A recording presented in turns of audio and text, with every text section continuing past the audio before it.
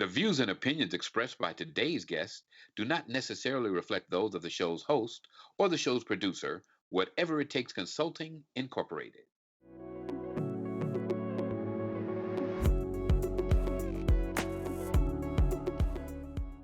Welcome to another episode of Help Jamise Banks Change the World.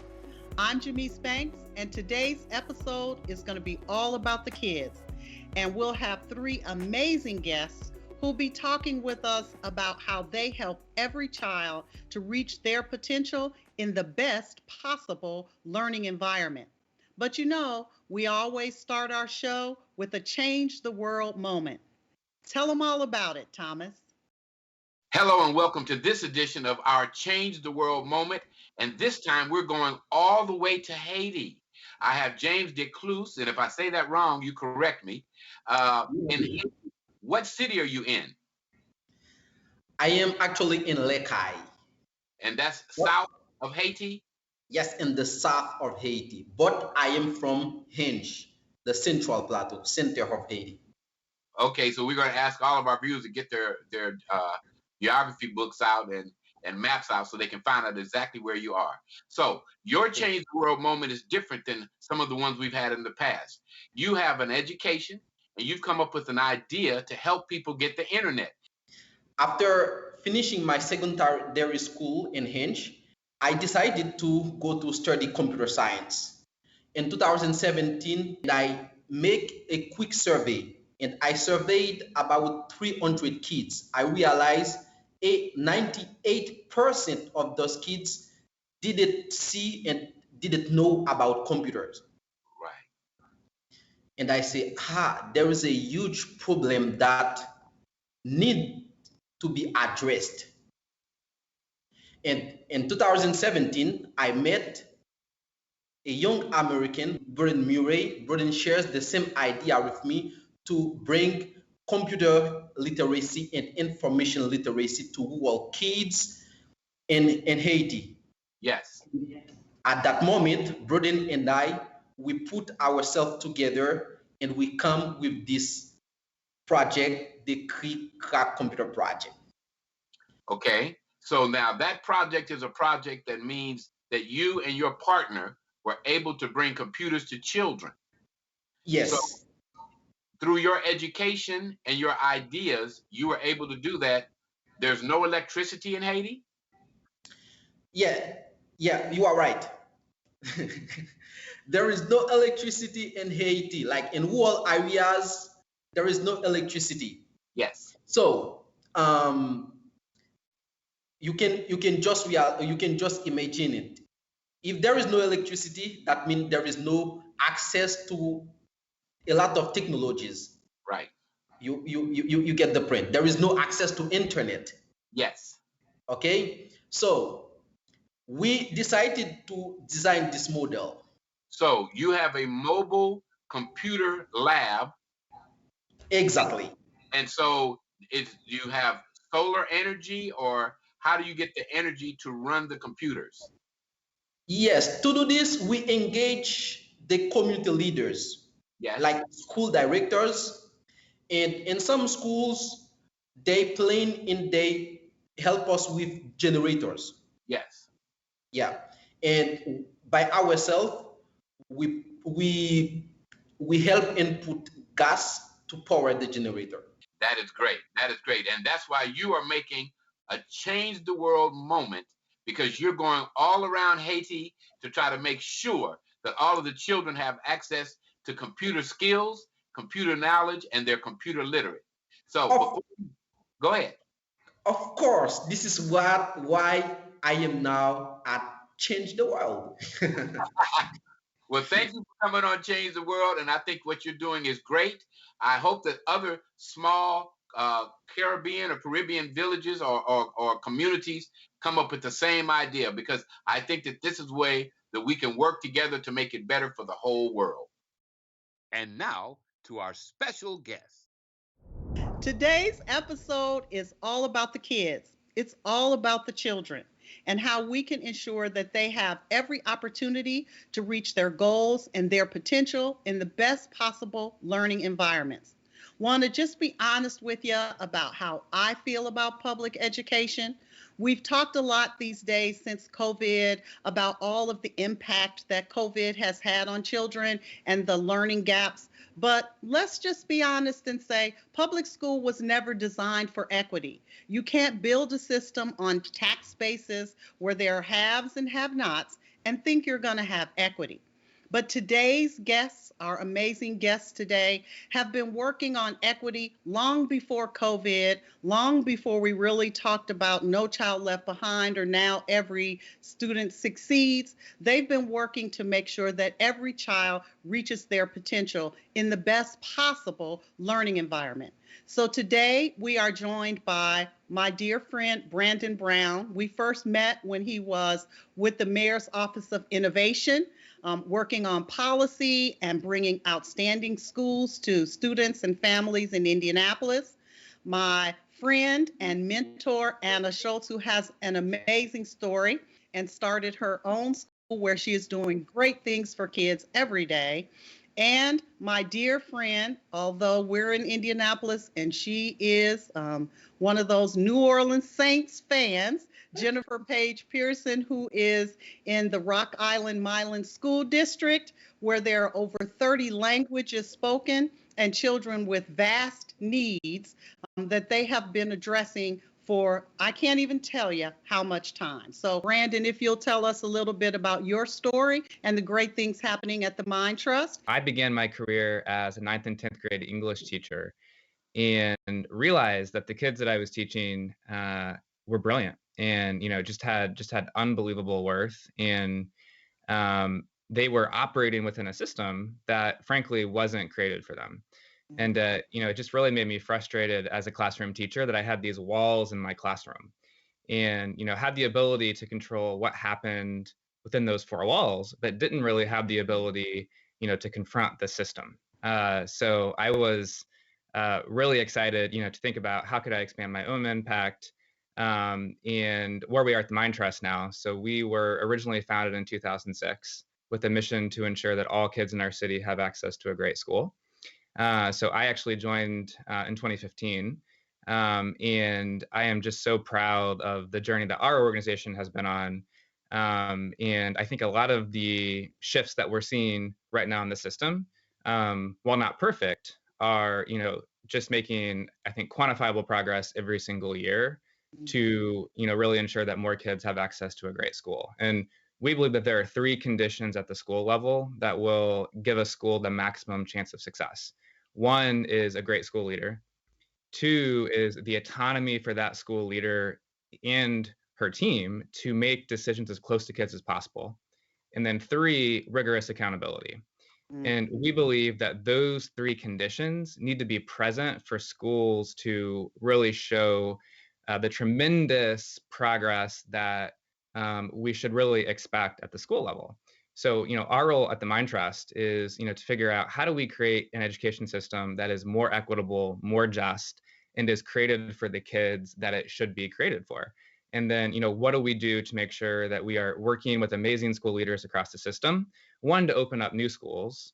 Two, to support existing schools. And then three, what's it look like to, really engage the community in a comprehensive conversation around what's possible for kids and what is it going to take to move the education system, more towards one that is just and equitable and truly high performing for all kids in our city.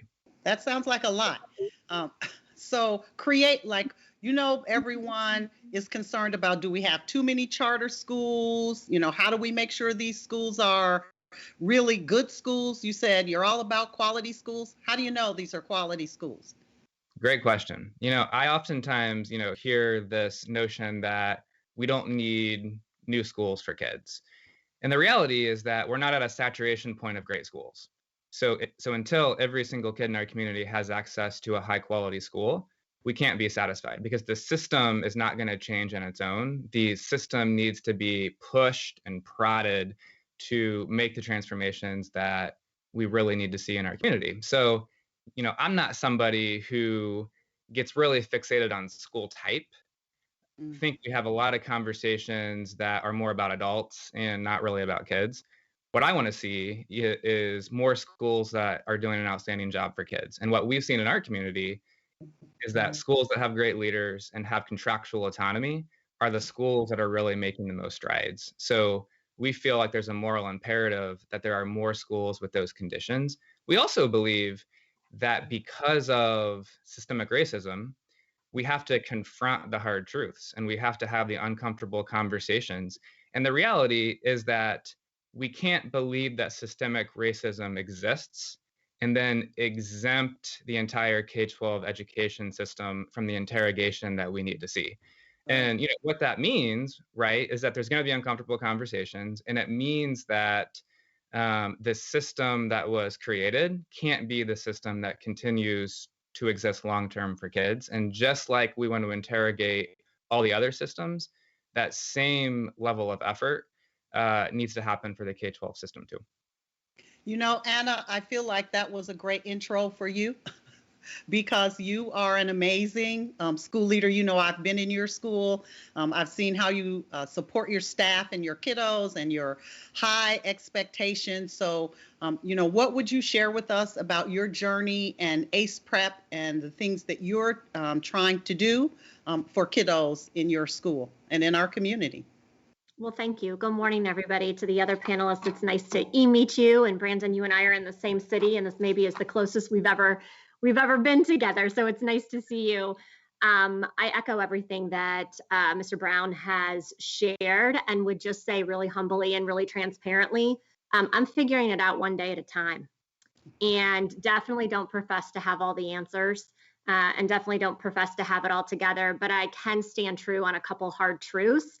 And that is, regardless of a zip code, every scholar within our community, within our city, within the state, within the country, wherever, right, within the world, is entitled to an awesome education. And it is really humbling to be able to pull into this parking lot every day and to do the work that needs to be done on behalf of our scholars and families.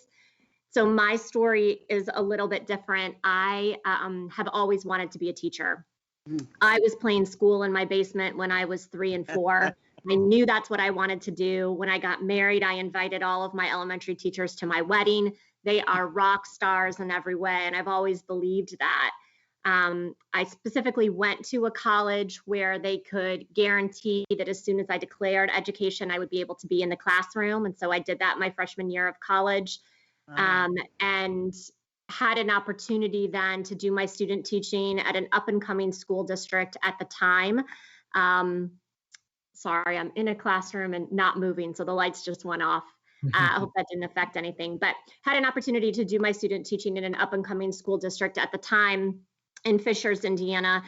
And the second I walked in there, to be very blunt with you, I knew it was a damn good job, but I also knew it felt uncomfortable in every way.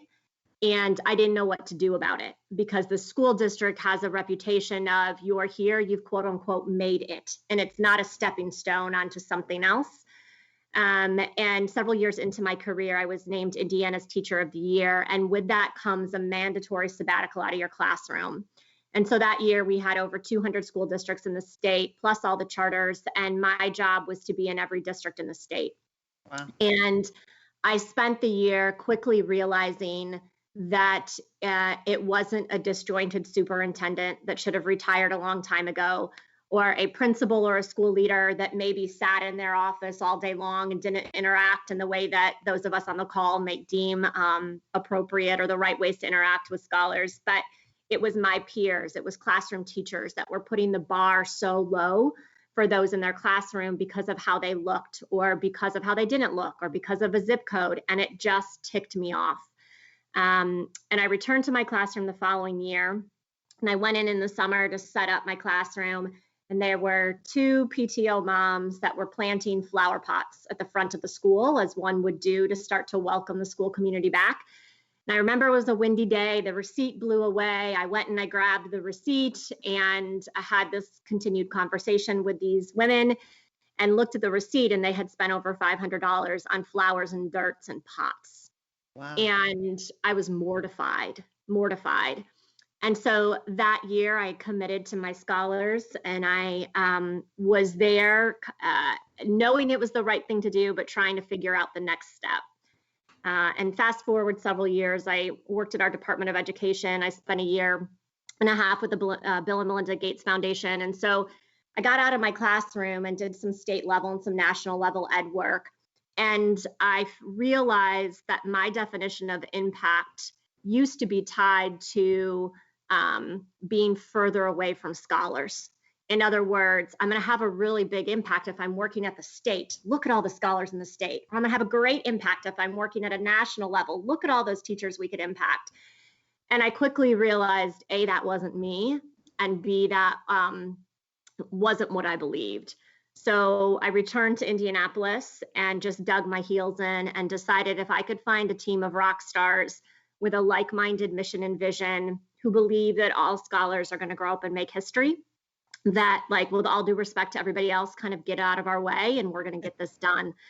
So we went through our authorization in May of 2015.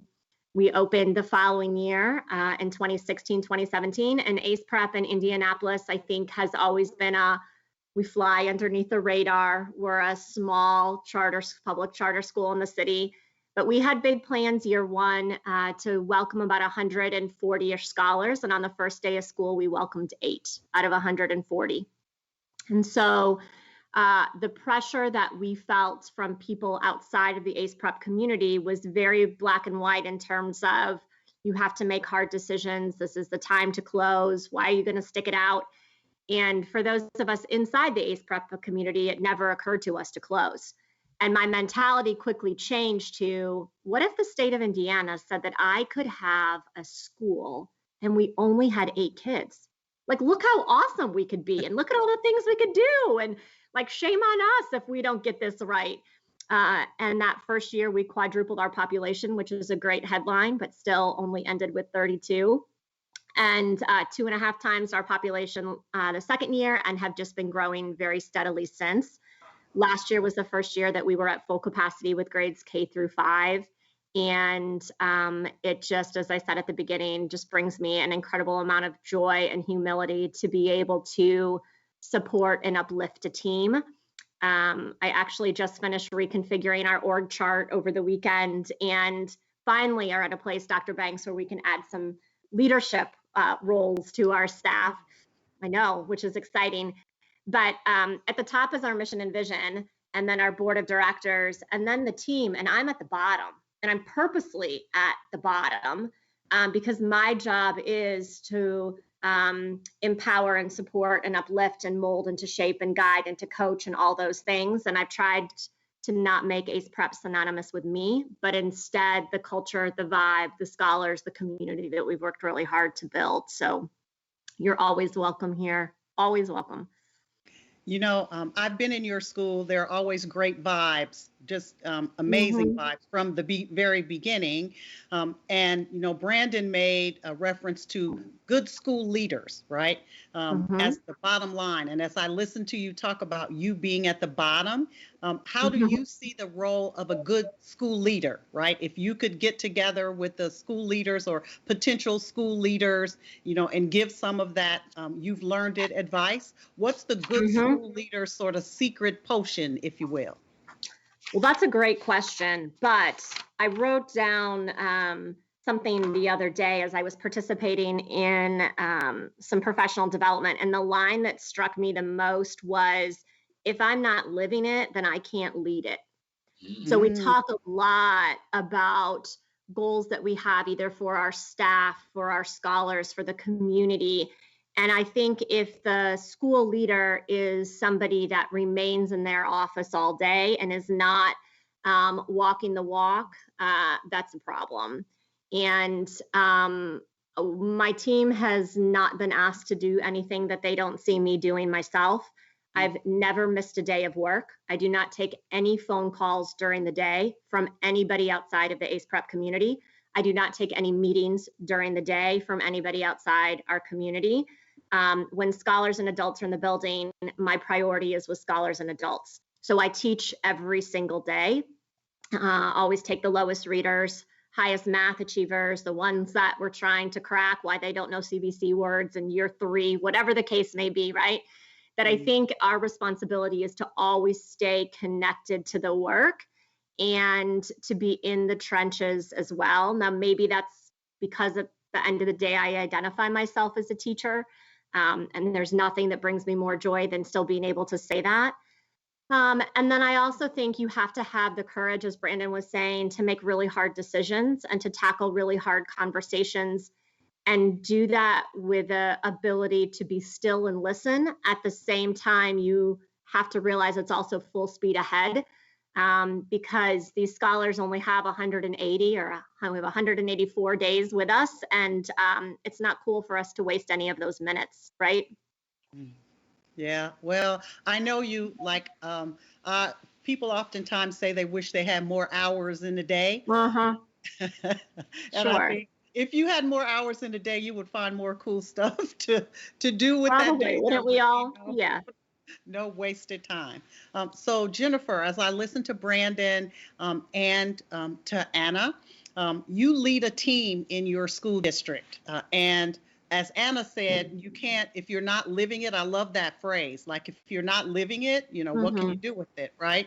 Yep. And being a part of it and immersed in it and all of the challenges. And you and I spent, 6 years together in Rock Island, languages and cultures and socioeconomics and all kinds of challenges. But Rock Island has developed an amazing team. So tell us a little bit about your story, your journey, and the great things that the Rock Island CQ team is doing. Hey, thank you. Thank you for having me today. I really appreciate it because education is very near and dear to my heart. I've been in education for 30 years. I spent the first 10 years as an English teacher, and throughout that time, I just interacting with the students and everything, seeing the challenges that they had in learning, and I began to just reflect what is going on that the students are not learning. What are the barriers that they're not learning? Trying to dig deep into working through the barriers and then assisting them with the academics, because we all know if that social emotional part is not addressed, then those barriers will impact education or the students' education. So I decided that I wanted to be a counselor because I thought that the most impactful way that I can assist students is to help them to work through those social emotional issues and work through those barriers, because realistically, we know that barriers exist. We cannot tear them down, but we can equip students to work through those barriers. So I decided to become a counselor, and I decided that the school that I'm currently employed is the school that I wanted to plant myself. When I met Dr. Banks and we started on the CQ work, I told her that this is the school that I choose to be. This is the school that I want to be because these are the students that I want to work with. And as I'm working through trying to work with students, helping to meet their social emotional needs, was introduced to Dr. Banks in the cultural competence work that she had begun doing in our district. So as Dr. Banks was transitioning out, she developed a team, and she put us through some very stringent training, and she equipped us with a dynamic foundation. So what our team does is we go out and work with the district leaders, and we work with them in 4 focus areas to look at the inequities. When I first started, I called them barriers. Now I'm calling them inequities because these barriers are inequities for our students. And we work in 4 focus areas of student performance gaps. What do you see? Which subgroups of students are having the harder times performing academically?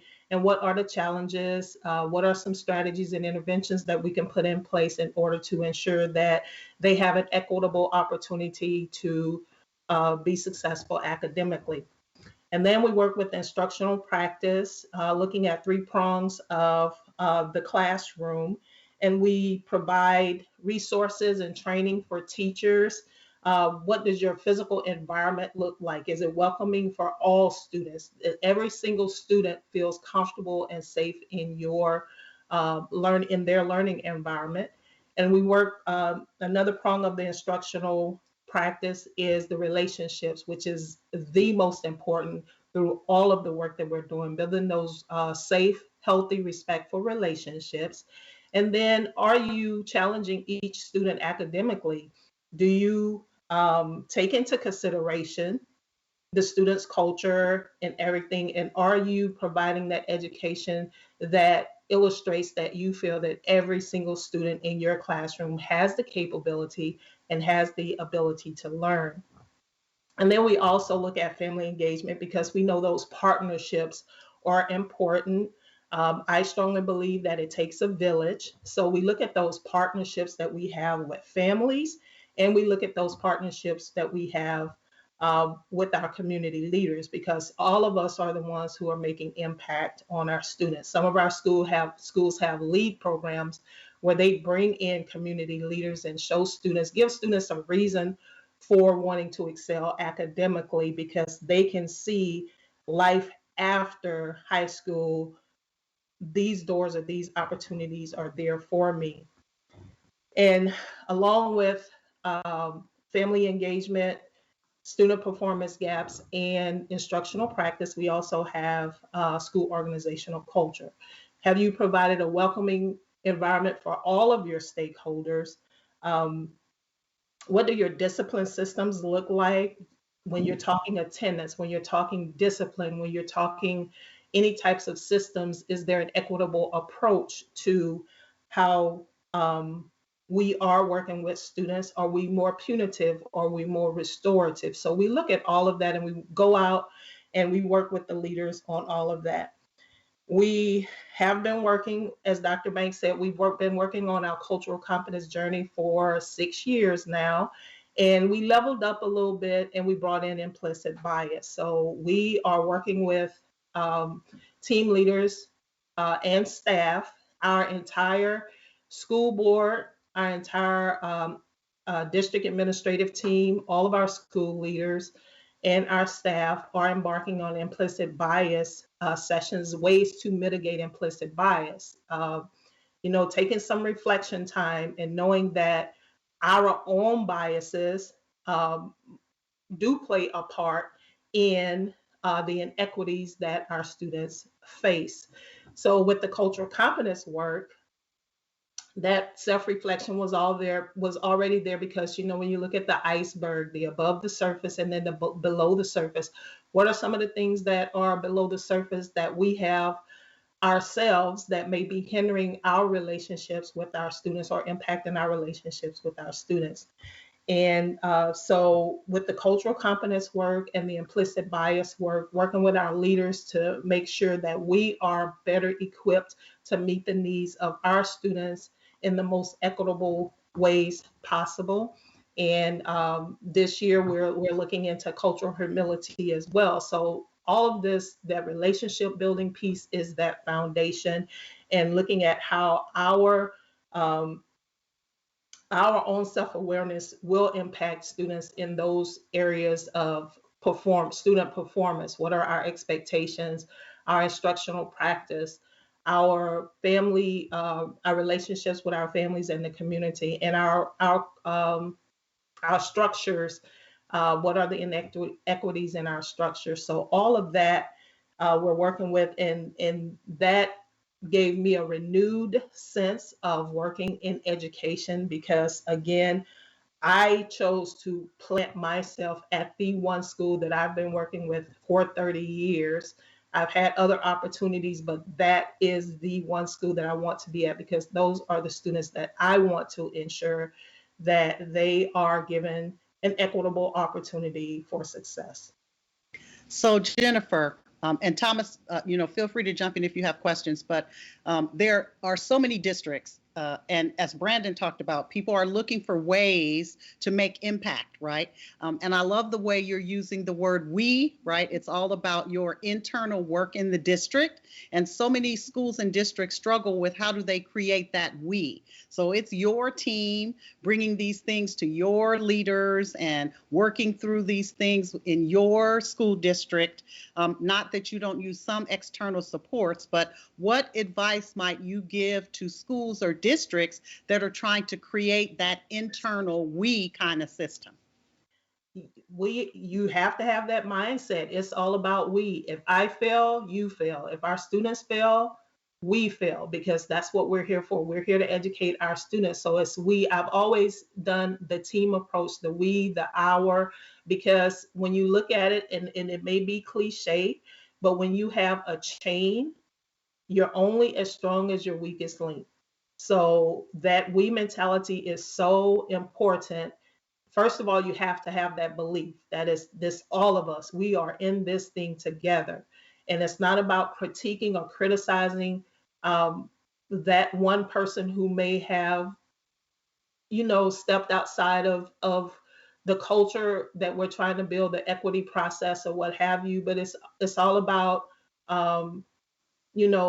educating and nurturing, and the realization piece, and helping everyone to understand that we are in this together. And if one facet of this is not working, it's going to be a difficult journey to make it successful for all students. How can we come together to figure out a way that's going to, take the best of everything that each one of you all do to come up with a newer model of education and moving forward? Great question. I think that one way to think about this, right, is to align on what are the outcomes that we're all working towards, and, kind of what do we expect of the education system, regardless of, if you're in a charter school, if you're in a school district, kind of whatever the school type is, right? What is the common vision and, common set of outcomes that we can all align on and, really all agree to? And then, figure out, all right, so what are the roles and responsibilities, of everybody kind of within a system, and how can we, one, work together, and then two, how can we each hold each other accountable to making real quantifiable progress towards that shared vision? And I think oftentimes in education, we think more about the inputs and, more about school type and, more about the things that we are not aligned on, and less about, what is it that we're actually working towards. And in my experience, folks that think that they're misaligned actually have more in common than what we want to assume about each other. And I would, love to think about what are those commonalities? What can we agree to in terms of, what we should work towards for kids? And then, how do we work together to really make that happen? So your summer project with the Mind Trust and with the United Way, that's one of those come together kind of things. Like, what can you share with us? Because we want to help people make change, right? To Thomas's point, how do we get people to come together, right? How do we get people to come to Anna's school and help do the things that Anna needs, right? That kids need at Anna's school or schools throughout the city, right? How do we bring those people or systems together? Great point. I think if we've learned anything in the last 12 to 15 months, it's that COVID has had severe and direct impacts on communities that were already marginalized. Yeah. And it can't just be on schools to tackle all of these inequities on their own. It actually has to be a community-wide effort. And, if you would have asked me a year ago, would the Mind Trust be working with United Way to launch a comprehensive summer school initiative? I would have said, hell no, that is, not the role of the Mind Trust. That's not what we should be doing. But we've really, had to ask ourselves, what are the needs of our community? What are we hearing from schools and nonprofit organizations and families and children? And then, how can we use whatever influence we have to bring people together to work towards a common goal? And, one great thing about Indianapolis is that folks know how to come together to achieve big things. And I think that's, kind of really the ethos of the city that we're in. So, I think moving forward, one thing that the Mind Trust has to do is, seek out meaningful community partnerships, and bring people together to really tackle structural issues. Again, we knew that massive inequities existed a year and a half ago. Those inequities have only been exacerbated now, and schools can't be on an island, thinking that all of this is only their responsibility. Our community has to step up to figure out what are the ways in which we can work together, to all make meaningful, quantifiable, real progress towards the goals that hopefully we all really agree, are very, very critical for the community to accomplish. So I have learned a lot the last year around what it means to establish real, authentic community partnerships. And I'm convinced more than ever that we can achieve the outcomes that we want for our kids just by looking at the K-12 system, because the K-12 system operates within multitudes of systems. Most of those systems are inequitable for our kids. And if we're not acknowledging that on the front end, then we're never going to make the long-term outcomes that we desire for our children. Dr. Banks, can I add something to that? Please do. Please do. So one of the things I loved about what Brandon just shared is he's thinking about community, especially from a leadership perspective at the citywide level. This realization that schools, while we play an imperative part, we're a part of that pie, right? We're not the whole pie. Right. And one of the things that has surprised me about the role and the work that I'm doing right now is that I think a lot of times those of us that are directly in the trenches of the school day in and day out overlook the community of our parents and families, or take for granted the impact and the power that the parents and families have to help do those things that Brandon was defining as well. So I have complete faith and trust in external organizations, be it the Mind Trust or the United Way, and my ability to move some of those levers outside of those four walls that he was talking about of our school, take a different type of talent and capacity or energy that isn't always my focus day to day, right? But what is the focus every day is working on structures and systems, as he was saying, to really fortify the school community inside, and realizing that as soon as your parents and families feel valued and heard, and that they think that, I once had a teacher tell me that as long as, this is when I was in college, but as long as every parent feels like their kid is your favorite, then you will be fine, right? And just the sense of that you are advocating for their scholar in a way that aligns with who they want their scholar to be. And so I would say in the last couple years, we have really upped our game at being intentional about not unintentionally overlooking the parents that we have and the resources that they bring to the table. And I bet, Jennifer, you see that in your engagement work throughout the district too. But I would just kind of throw that on the table as my own transparency, saying at the beginning of all this, I just thought my role was to greet them every day, right? And to make sure we're communicating with them, and to make sure that we're upholding their scholars' health and safety and all those good things that a school is supposed to do. But it wasn't until really a couple years ago that we started to put together a comprehensive effort for what family and parent engagement should look like in order to do some of those things that Brandon is describing on an external level, and really tried to hone in on it here. I mean, we're not perfect at it yet, but I can see the difference that it has made in just a short amount of time. Yeah. So Jennifer, I was going to say, you want to speak because you talked about family and community engagement as a part of what you're doing.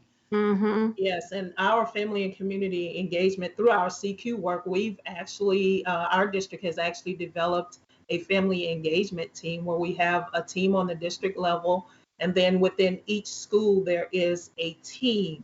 So like we have a district leadership team, and then we have building leadership teams that align their goals. We actually have a family engagement team, and then the schools with their family engagement with those sub teams, and they align.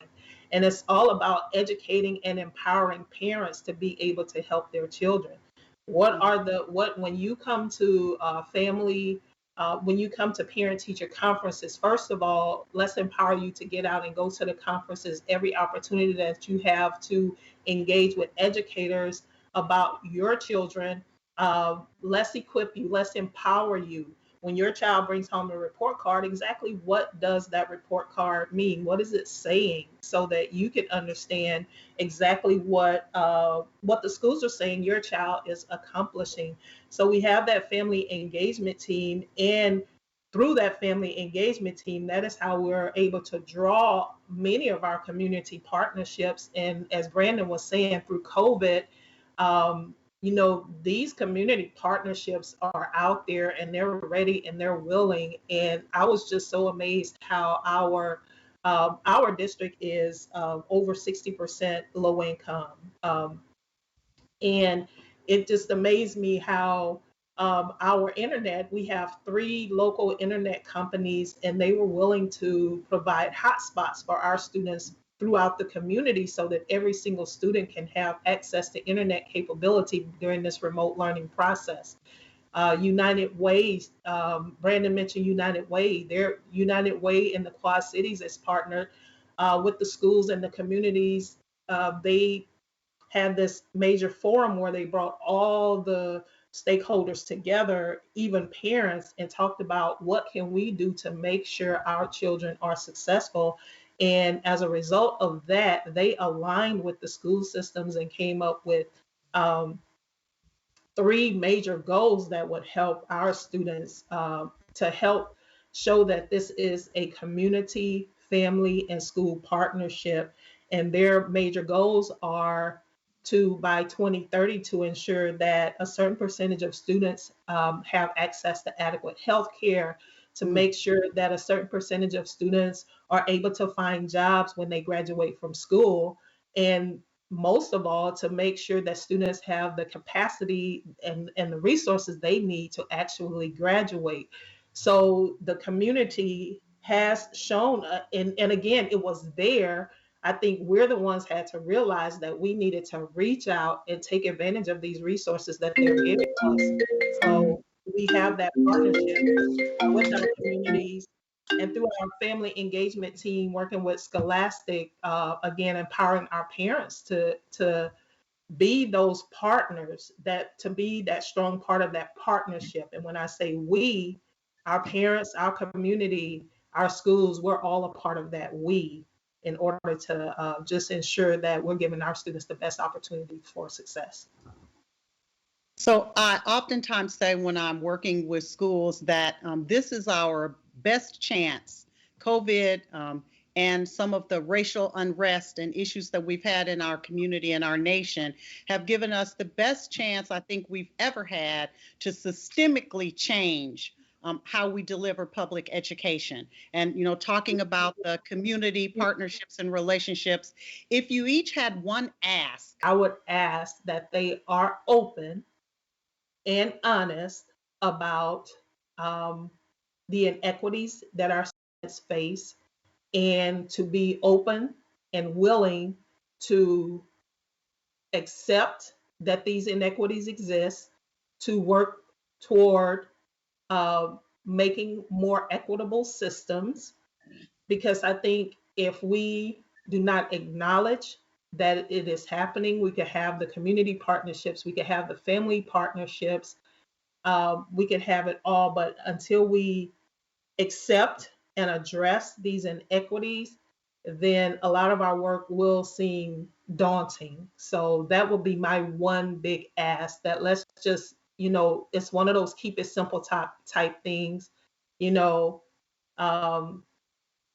recognize it, accept it, and address it. One thing that I have really learned over the past year, and in particular, is that our education system doesn't ask families what they want to see in a high quality school, right? So we have a system that is very, very antiquated, has looked the same for decades. And the reality is that we're in a 21st century world, and every other sector has, transitioned to the current day, and, always has to change and adapt, or it's literally no longer going to exist. The education system, right? Because the way that it was created is calcified, and it has a hard time shifting to meet real demand from families, and really doesn't have an incentive to change. And one thing that I've learned during COVID is that if you would have asked me 15 months ago if the Mind Trust would ever support a new virtual school, I would have said no.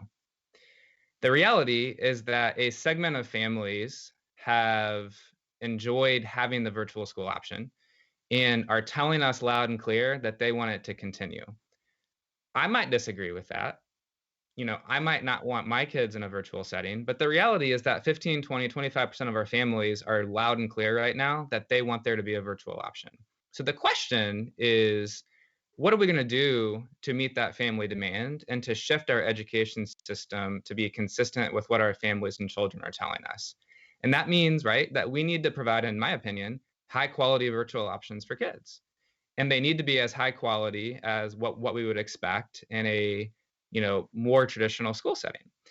And at the Mind Trust, we've actually made investments in 2 new, hopefully high quality virtual school options, not because we love virtual school, but because we have a moral imperative to listen to our families and to make sure that we're adapting to meet their needs. And I often feel like we listen to families that are historically privileged, right? White families that have economic privilege, they get what they want. We need to take that same approach to marginalized families who historically have been cut out of every single decision-making process. And we need to seek out those families and authentically say, what do you want for your kids? And how, as system leaders, can we be responsive to your desires? Just like we're responsive to families that have privilege. And I think if there's anything that we've learned the last 12 or 15 months, it's that the education system is not responsive to the families that are most marginalized in our community. And those are the families that we should be the most responsive to. So, hopefully moving forward, our education system can shift more nimbly, can, ask what do our families want, and can actually come up with tangible ways to serve our families in the ways that they're asking to be served. Because if not, what we're going to see declining enrollments in our school system, and we're going to see families choosing other options, homeschool or private school, et cetera. We're already seeing these enrollment trends. And if our traditional system is not responsive, they're going to continue over time. I was going to say that there isn't a one size fits all model, right? And I think the ask is for everybody. Everybody has a school experience and thinks they know school because they have all been a student, right? Yeah. And so there is this mentality of, well, this is how it worked for me and this is how it always has to be. And COVID has been a blessing in disguise, I think, when it comes to the educational sector for the ways that you've all discussed. And the ask is in part one, school districts, the systems, building leaders need to have the courage to be able to speak up and say what we used to do last year in August or what we used to do, whatever, pre-COVID days isn't going to work anymore. The data doesn't point in that direction. And, we can't continue to turn a blind eye to what we've known, but haven't had the ability to change. And so I just would empower and challenge everybody that has a voice within the education community, which really is everybody. I mean, everybody in the community, whether it's a church leader, somebody that works at the local grocery store, a bank, whatever is happening within the community, they all have a voice and a say in what goes on in those schools. And so for people within the community, I would challenge them to get in schools once COVID restrictions lift, right? But just I was speaking with somebody the other day who has a charter school and had 11 people on their board of directors and was saying that only one person out of the 11 in the last 3 years has come and visited the school. Mm-hmm. And I thought, if that's how it is on a board, then how am I expecting anybody else from within the community? So concisely, Dr. Banks, I would say one ask would be for school leaders and for those within the educational system to be able to step up and do what we know needs to be done on behalf of kids when it comes to taking the time to really analyze and think through what COVID has taught us and be willing to make some really hard decisions and use, for lack of a better term, maybe COVID as an excuse to do some of these things that we know we've had to do for a long time. And now it's like, well, you know what? The old way didn't work and it can't work. Look at these gaps that we have and just be willing to address those in ways that are full speed ahead for everybody involved. So we always get to this point where I could talk to you all day long, but you all have great things to accomplish for the rest of the day. And so I ask each person to give your parting thought. Remember, we're trying to help Jamice Banks change the world. So what's one thing you would ask for, or one thing you would suggest, or one thing you would say? Because to Anna's point of, we all are a part of the school community, whether we have children in the school or not, whether we work at the bank or whatever it is that we do. So what can each individual person, what can Jamice do, or the person on the street do, what to help change what would make things better for your kiddos, your systems, and your programs? So I would ask anybody who's listening to this, do you know the names of the people that are on your school board? I would venture to say that there's a pretty good chance you can't name any, or maybe a couple. And the reality is that that's where, system level decisions get made in terms of schooling in our communities. And I think that families and students and community members ought to cause a ruckus and ought to be extremely engaged with their school board, ought to come to meetings, and ought to demand a quality education for their children. And if that doesn't work, then I would encourage you to run for school board yourself. These are low turnout elections. These get very little attention, but the reality is that schooling is local, and these elections have so much of an ability to transform an education system, but they get so little attention from the public. So I would just encourage you, one, to get engaged with what's happening in your school district at the school board level. And if that doesn't get the results that you want, I would encourage you to run for school board. All right. Yeah, and I would encourage you to get in the school. I mean, so if we're talking to members of the local community, Dr. Banks too, I would say, they should call the school that they pass on their way to the grocery store every day, right? Offer a kind notion to the teachers or to the work that's being done. Say, I am a welder and this is my job and this is what I was like when I was in school. Are there scholars there that remind you of me, and how can I get involved? Just, I think we lose sight of how important that relationship piece is. And within the four walls of our school, there might not be, no matter how hard we try, the right adult to connect with that scholar in the way that that scholar needs. But within the community, there certainly is, right? And so I think the community would be welcomed with open arms to just reach out to a school and, offer a kind word and a way to support the work that's happening in that school, or learn more about the work that's happening in the school. And, after all, these schools are neighborhood schools. We're building a legacy school here that has nothing to do with the people that started it, but everything to do with the people that are in it. All right. And Jennifer? Yes, I would encourage, my parting words would be to our parents. I would ask our parents to empower themselves to have a strong, active voice in their child's education. Many times we might assume that the educators are the ones who know everything that the child needs, and that's not the case. So get out there, use your voice. Students, use your voice. Make this a true partnership in deciding what is the best and most equitable education for each and every child. So parents, get out there, use your voice. Students, use your voice, and make it a true partnership in educating the whole child. I want to thank you all for being with us today. Your parting comments remind me of one of my favorite educators who we lost. That is Rita Pearson, who always said that every child deserves to have a champion, and that champion isn't necessarily, as you all pointed out, in a classroom. So whatever it is that each of us can do, stopping by our school, making sure we know our school board people and what's happening, helping parents to understand how to advocate for their kids, let's all do that. So thank you so much for spending your time with us today. Thank you so much. Have a great day, and please continue to do the fabulous things you do for our kids and our community. So Thomas, we've got our charge. What are you going to do to change things in education? Well, you know, I think that this was one of the best shows that we have ever had.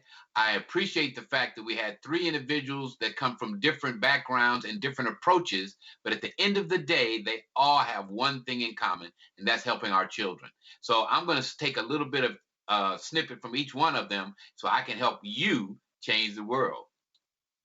Looking forward to, Thomas, what comes next, right? We've had several really great episodes with guests that have challenged us in lots of different ways. Next month, you and I will go back and take a look at the best of those episodes, the questions and comments that people have sent us as we prepare for season 2 of Help Jamice Banks Change the World. So if you're out there and you have comments that you haven't sent us, please make sure as you subscribe to our YouTube channel that you leave us your comments. You can also hit us up with an email. Check that out in the description so that we know what you'd like to see us do to help Jamice Banks change the world. The views and opinions expressed by today's guests do not necessarily reflect those of the show's host or the show's producer, Whatever It Takes Consulting, Incorporated.